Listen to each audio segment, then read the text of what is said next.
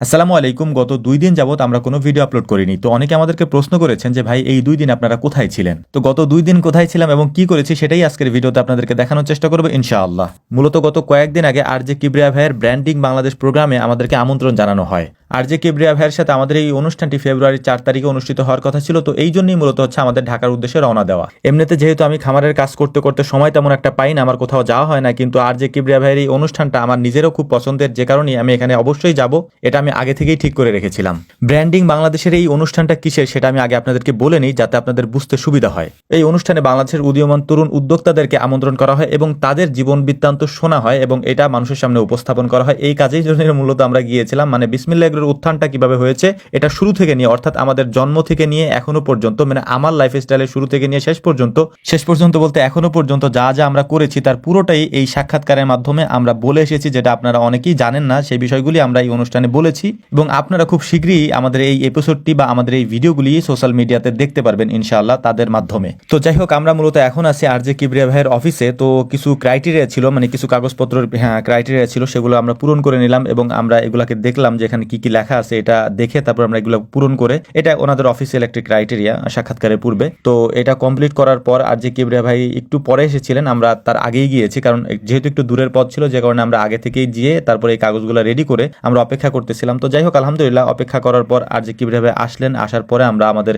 কাজ শুরু করলাম মূলত সাক্ষাৎকারের। তো সাক্ষাৎকার আমরা মোটামুটি 2 ঘন্টার মতো আমাদের সাক্ষাৎকারটা কমপ্লিট হলো। এরপরে ভাইয়ের সাথে অনেকক্ষণ পর্যন্ত আমরা গল্প করলাম আরজে কিবরিয়া ভাইয়ের সাথে। যেহেতু 2008 সাল থেকে আমি তাকে চিনি, আমার খুবই পছন্দের একজন মানুষ এবং এরকম একজন মানুষের থেকে আমন্ত্রণ পাওয়াটা আমার জন্য অনেক বড় একটা ব্যাপার ছিল। এর কারণ হচ্ছে যে অনেকেই হয়তো আমাদেরকে আমন্ত্রণ করতে পারেন তাদের অনুষ্ঠানে কথা বলার জন্য, কিন্তু আমরা স্বাচ্ছন্দ্য বোধ করতাম এবং মনে মনে চিন্তাও করছি এটা যদি আমাদেরকে কেউ কোনোদিন ডাকে তাহলে আমরা আরজে কিবরিয়া ভাইয়ের অনুষ্ঠানেই যাব, যদি উনি আমাদেরকে ডাকেন। তো উনি আমাদেরকে ডেকেছিলেন, আলহামদুলিল্লাহ। এটা আল্লাহ তাআলার অশেষ কৃপা যে আমরা যেটা চেয়েছি আল্লাহ তাআলা সেটাই আমাদের মনের আশা পূরণ করেছেন এবং এরকম একটি অনুষ্ঠানে আমরা আমাদের কথাগুলি বলতে পেরেছি এবং ওনারা আমাদের কথাগুলি শুনেছেন, যেটা তরুণ উদ্যোক্তাদের ক্ষেত্রে অনেক বেশি মানে ইন্সপিরেশনের একটা কারণ হবে।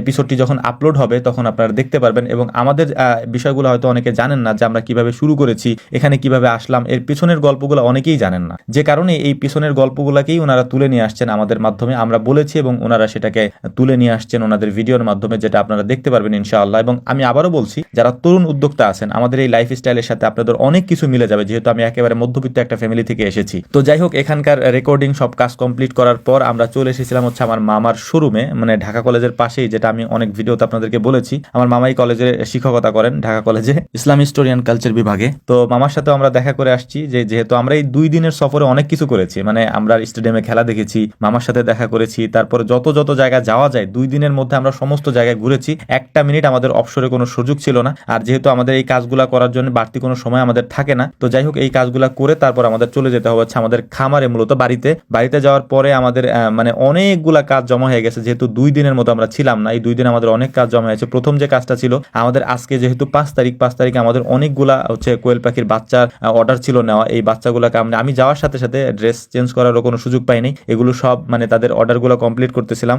এর পাশাপাশি হচ্ছে যে যারাই আসতেছিল তাদের অর্ডারগুলো কমপ্লিট করার পর আমাদের একটা গাভী বাচ্চা দিছে গত কয়েকদিন আগে, আপনারা জানেন, ভিডিওতে সেটা দেখাইছি। তো ওইটার জন্য কিছু কাঁচা ঘাস প্রয়োজন হয়, যেহেতু আমাদের কাঁচা ঘাসের একটু সংকট, এখনো ঘাসগুলো বড় হয় নাই একটা গাভীর জন্য, কারণ কাঁচা ঘাস দিলে দুধটা একটু বেশি হয় আর কি। তো যাই হোক, আলহামদুলিল্লাহ কাজগুলো কমপ্লিট করার পর আমরা মূলত হচ্ছে যে রেস্ট নিছি, কারণ বাড়িতে আসার পরে কাজগুলো আমাদের করতে হয়েছে। আর ভিডিও শেষ করার আগে আপনাদেরকে আবারও বলছি যে ব্র্যান্ডিং বাংলাদেশের যে অনুষ্ঠানটি আছে, আমাদের সম্পর্কে যারা জানতে চান, আরজে কিবরিয়া ভাইয়ের এই তাদের পেজ ফলো দিয়ে রাখবেন, তাহলে আমাদের এই ভিডিওটা আসবে, ওখানে আপনারা দেখতে পারবেন ইনশাআল্লাহ। এবং আমি আবারও বলছি, আমার চমৎকার একজন প্রিয় মানুষ আরজে কিবরিয়া ভাই, তার অনুষ্ঠান আমি অনেক আগে থেকে দেখি এবং শুনি। 2008 সাল থেকে FM রেডিও থেকে নিয়ে শুরু করে আজ পর্যন্ত আমি শুনতেছি আর কি, তাকে চিনি আর কি। মূলত এই কারণেই মূলত তার অনুষ্ঠানে আমাদের যোগদান করা, কারণ আমরা খুব সুন্দর করে মন খুলে তার সাথে কথা বলতে পেরেছি, যেটা আমাদের জন্য খুবই ভালো লাগার একটা বিষয় ছিল। তো আমাদের জন্য দোয়া করবেন। আসসালামু আলাইকুম ওয়া রাহমাতুল্লাহ।